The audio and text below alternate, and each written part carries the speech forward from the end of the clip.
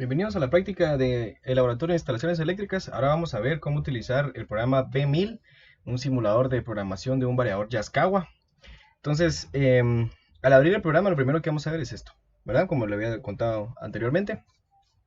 Entonces, lo vamos a encender dándole clic al botón donde dice alimentación principal y veremos cómo se nos enciende el display. Este es el simulador del variador.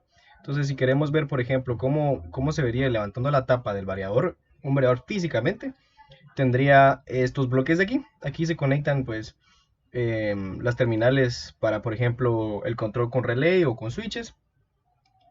Tiene sus salidas analógicas y por último también tenemos otras salidas, por ejemplo, donde se conectarían los frenos, las resistencias de frenado, ¿verdad? Entonces ahora vamos a ver cómo cambiar los parámetros. Para eso le vamos a pulsar dos veces este símbolo de aquí, que es simboliza una flecha hacia abajo, hasta que diga par de parámetros. Le damos al enter y ya ingresamos al menú de parámetros. En este caso, por ser un variador, pues por ser un simulador, no será indispensable tener que ingresar los parámetros de un motor, los parámetros de placa, por ejemplo, voltaje nominal, frecuencia nominal, la corriente nominal del motor a plena carga. Pero en la práctica real esto se debe hacer, esto es primordial para poder mantener el motor funcionando adecuadamente y que las protecciones se accionen cuando lo deben de hacer. Entonces, antes de variar aquí, les voy a mostrar, vamos a ir a la pestaña de ayuda y vamos a ver estos catálogos de aquí. Estos ya vienen descargados junto con el simulador. Entonces, si necesitamos saber, por ejemplo, cómo programarlo de manera rápida, podemos pulsar, por ejemplo, el procedimiento de arranque rápido. Entonces aquí lo único es que estará en inglés, pero nos podrá mostrar, por ejemplo, cómo se debe de conectar el motor, esto es para motor físico, y cómo se realizan las funciones principales, como conectar el motor, cómo chequear la dirección del giro del motor, cómo realizar un autotuning, cómo cambiar los parámetros de visualización en el variador, cómo seleccionar el método de arranque y de parada y también de la selección de velocidad. Y aquí tenemos los parámetros de seteo rápido, ¿verdad? Los cuales vamos a utilizar y vamos a ver a continuación. Regresando aquí, eh, si no cambiamos nada, si no modificamos nada, lo dejamos tal como está. Si yo le doy ¿cómo se llama? Al switch 1, esto ya están conectados internamente, pero físicamente uno tiene que enviar un común, como se muestra voy a enseñar em, el diagrama, está aquí abajo, es este de aquí, ¿no? Entonces vamos a probar esto de acá. Ahorita está programado de tal manera de que la señal de frecuencia al cual el variador, el motor va a girar, está programada para ser controlada con las entradas analógicas, un potenciómetro en este caso, simulado como el A1, aunque también funcionaría el A2. Vamos a probarlo. Entonces, primero le doy para que gire hacia adelante. En este caso se está simulando un motor de 4 polos, por lo cual la velocidad de sincronismo será de 1800 RPM. Y luego le subo al potenciómetro y el variador tratará de girar a esa velocidad. Si lo llevo al máximo, tenemos un límite de 1800 RPM. Aunque sabemos de que por ser un motor de inducción jamás alcanzará la velocidad de sincronismo, ¿verdad? Entonces lo detengo. Y este tiempo que se tarda en encender, en arrancar y llegar al valor de frecuencia seteado y luego en detenerse, también se puede variar, como se encuentra guardado en un parámetro dentro del variador, el cual lo vamos a cambiar más adelante. Ahora, yo quiero que el motor gire en sentido contrario. Entonces, si nosotros colocamos el cursor sobre los switches, nos da un adelanto de qué es lo que hace esa función. Entonces ahora si yo muevo el potenciómetro, vemos de que ahora me aparecen menos 638 RPM, lo que significa que ahora el motor está girando en sentido opuesto. No quiere decir otra cosa, ¿verdad? También podemos simular la carga a la que está sometida el motor. Vamos a modificar el parámetro a la salida. Por ejemplo, si vemos en el variador, vemos que la frecuencia me dice 12.7 Hz. Para un máximo tenemos 60 Hz, ¿verdad? Si yo lo que quiero hacer es, quiero ver cuánta corriente me está consumiendo el motor, me voy dos veces hacia abajo. Bueno, voy variando hasta que me aparezca la frecuencia de salida, ¿verdad? Entonces en este caso puedo ver que me está monitoreando la frecuencia, me resulta un menos 12.05 Hz. Entonces si lo modifico, ahí, le pulso Enter y lo cambio, ya me aparece monitoreado como corriente en amperios. Entonces si yo aumento la carga, si aumento la carga y la corriente, vemos como el parámetro ahora que se modifica es el de la corriente y la velocidad permanece constante, ¿verdad? Bueno, ahora vamos a cambiar el método.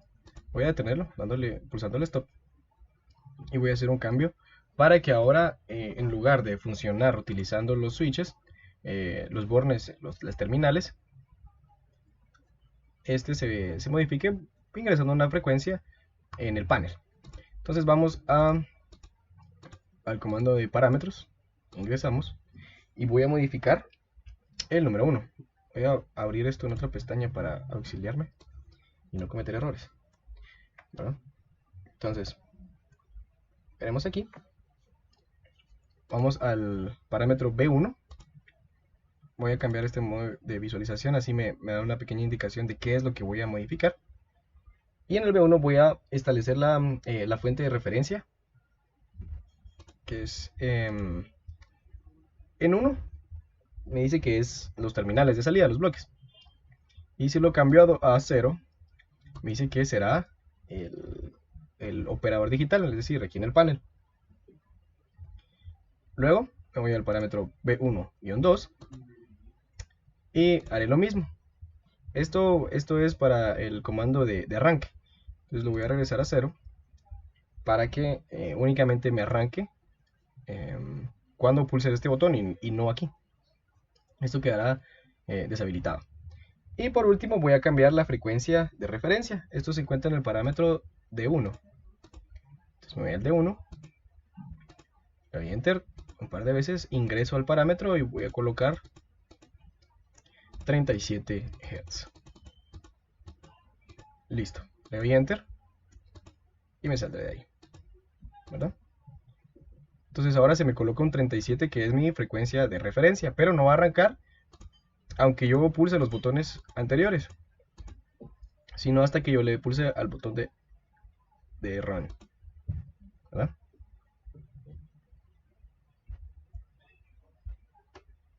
Lo detengo y vemos cómo demora en detenerse. Ahora voy a modificar esos tiempos. Voy a regresar a la parte de parámetros, pulsaré Enter y me iré al parámetro D2, no, y me iré al parámetro C1-01. Ingreso en él, vemos que aquí dice tiempo de aceleración 1 y tiene un valor preestablecido de 10 segundos. Este lo voy a colocar ahora en 2 segundos.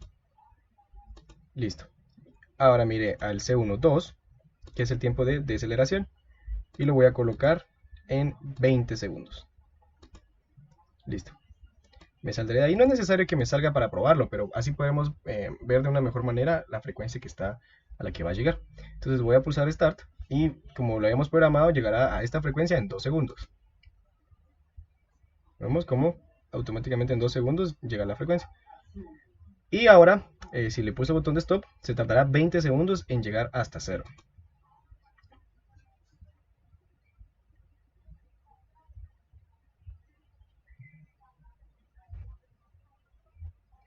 Este valor está programado asumiendo de que el variador va a llegar a su frecuencia máxima límite. A partir de ahí hace el cálculo. En este caso, como no estaba funcionando a los 60 Hz, sino a 37, el tiempo fue ligeramente menor, ¿verdad?